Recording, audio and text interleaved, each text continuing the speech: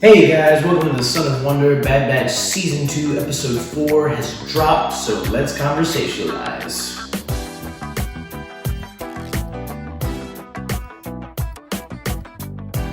Alright guys, so my verdict on this episode is funny because the last episode, I raved about it. It was so good. This episode was not great.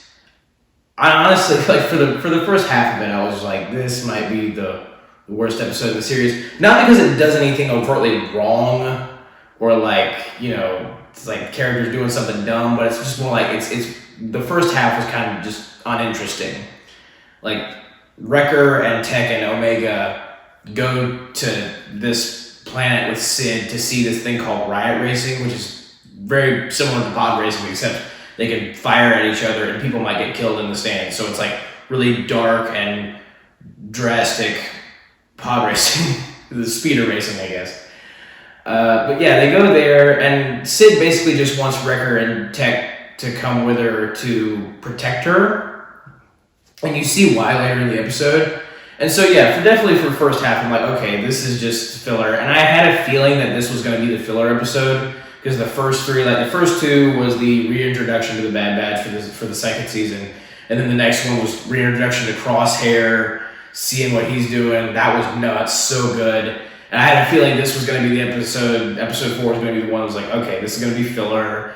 This one is the one that's not going to have much weight to the story, kind of like the ones I talked about in the last video of the first season that were kind of more filler episodes.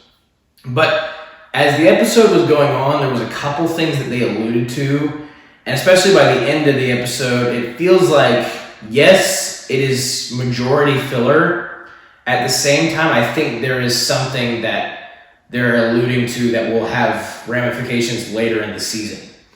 So Sid wants the Bad Batch, or Wrecker and Tech, I guess. I don't know why they brought Omega, but to protect her from, I guess, this guy that she ends up running into. I don't know if she knew she would run into him or not, but he and her apparently have a history. He's like an alien gangster. He and Sid end up making a bet with each other that whoever's racer in the race wins, I guess, gets the money or something. I wasn't really even following in terms of that. Bottom line is, the racer that Sid has, which is a droid named Teo, and it's hilarious because I'm pretty sure Teo is voiced by Ben Schwartz, who does Sonic the Hedgehog in the Sonic the Hedgehog movies, and also Dewey Duck in the newer DuckTales that came on Disney XD.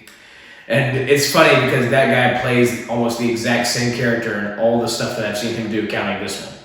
Like both Sonic and Dewey and DuckTales and this droid are these like cocky, younger, I don't know what you consider a droid, but younger characters who end up getting their butts handed to them because they're overconfident or something at certain points. It's like, it's the same character. It's just funny that he was there. My little brother's gonna love that because he loves Sonic.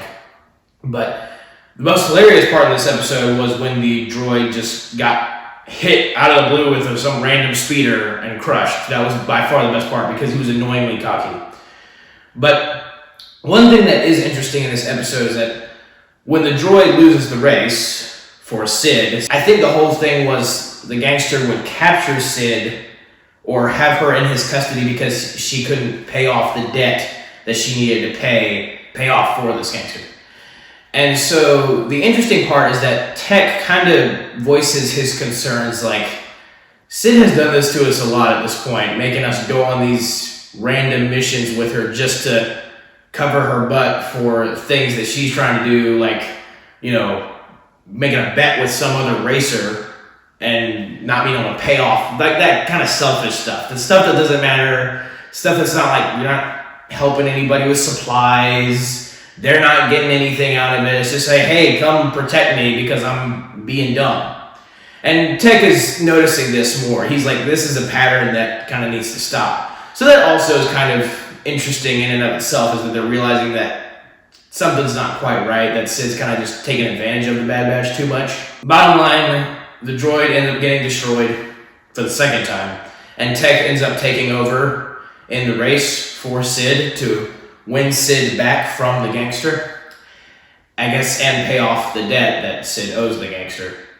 But what's funny is that I've seen this trope before, where like the underdog racer figures out how to overcome the other racer. Like it's a common trope. They've done it 100 other things, so you kind of know. I kind of already predicted what was going to happen like halfway through the episode. What's funny is I thought Omega was going to be the one to take over in the race. I knew the droid was going to get destroyed somehow, and then one of the batch members would have to take over. I thought it was going to be Omega. It turned out to be Tech. I think Tech makes actually a lot more sense because he was calculating the way the race worked the entire episode. So it makes a lot more sense for him to go. Plus, he's probably had more speeder experience than Omega has, and it wouldn't really have made sense for Omega to just win automatically.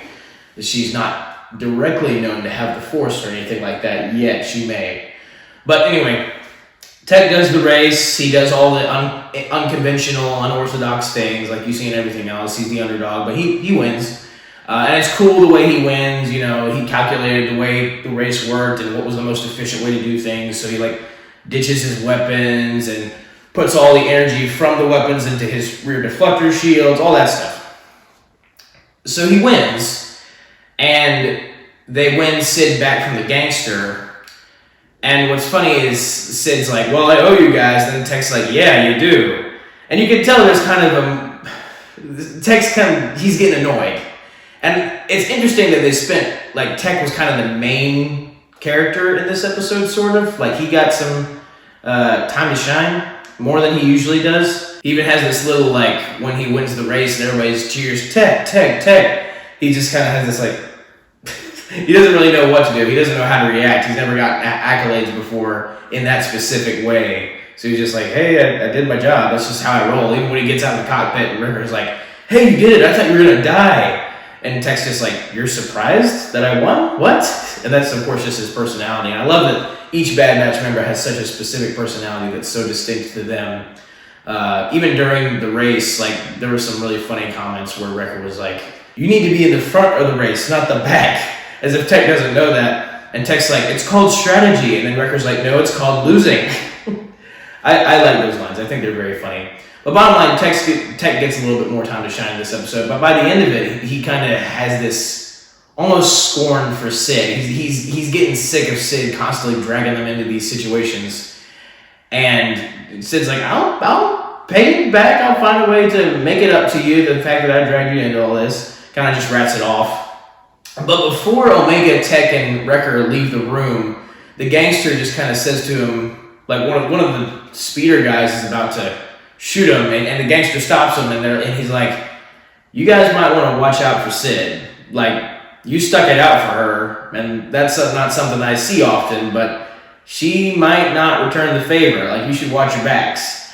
And no more words are said in the rest of the episode. That's the end. And it's kind of, like I said, it's majority filler, but I feel like even little things like that are going to be important later on, especially if I know Dave Filoni, and I do. It's like the main story maybe didn't matter in the grand scheme of things, but this does tell you a little bit about Sid. There's even an implied backstory between her and the gangster that we don't know about. That one line that the gangster says, coupled with another one in the episode where he's like, they haven't met the real Sid yet. So there's clearly more to Sid than meets the eye. There's something going on with her past, or something that she's not telling the Bad Batch that might come back to affect them later on. And maybe she's not as much of a good guy and as much of a help to them as she may seem. And so that is very interesting. And it also kind of, again, more so establishes Omega's more the one who wants to try and help Sid. She's the one pushing, we gotta save Sid, we gotta get her out of this situation.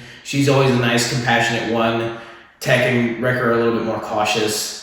Especially because, of Sid's constant bad habits. But it's interesting that they're making a point to establish Omega cares about Sid. She wants Sid to be safe. But that might, she cares about Sid, but at the end of the day, Sid might not care about her as much as Omega thinks she does. And again, just these little bitty things that they're setting up that I'm probably 95% sure this is going to come back to bite the batch later on. So that was really it. I mean, again, there was not much to discuss here. There was a riot race. They call it a riot race. Speeder death traps. Just those little bitty pieces of meat that might be interesting later on. But definitely this is one of the more filler episodes of the series, like we saw in the first season, where like there was one episode in the first season where they went and there was like a bunch of bugs and they were doing this one job. Didn't matter in the grand scheme. I don't think anybody really grew from the episode. This episode at least hints at some things that will probably be important. At least hints at them. So I at least appreciate that. So it's definitely a downgrade from what we got. Like, it's not consistent as far as that hype that we got from like episode 3 that was so good. I think that's might be the flaw of having 16 episodes, is that you may want to just practice like kind of either half that or do like 12.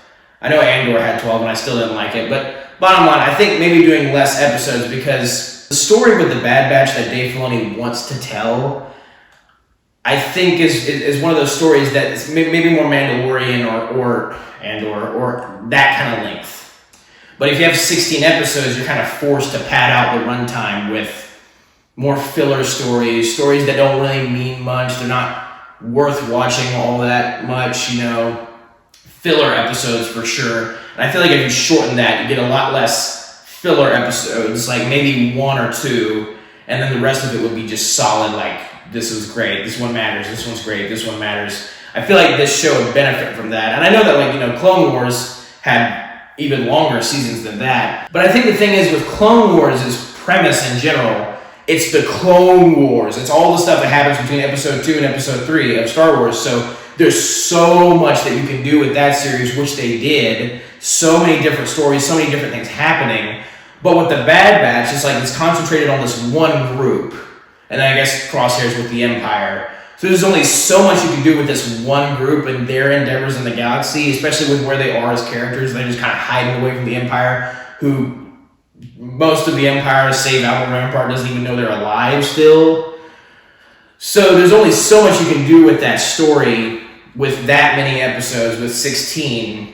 And I feel like if they shortened it, it might be more beneficial. Like if there is a season 3, it might aid them if they did like 12 episodes or even 10 episodes. And like if they want to like really shorten the runtime, but just like put some severe meat on those bones, you just go Mandalorian, like 8 episodes, just one after another. Like this one's great, this one's story building, and that might serve them better, But overall, again, I think this episode had a little bit of merit because of the stuff it hints at. So I'm looking forward to see what that might pay off later on. So thank you guys for watching. I'm looking forward to the next episode. May the Lord be with you. May the Force be with you. Goodbye. And that's a wrap.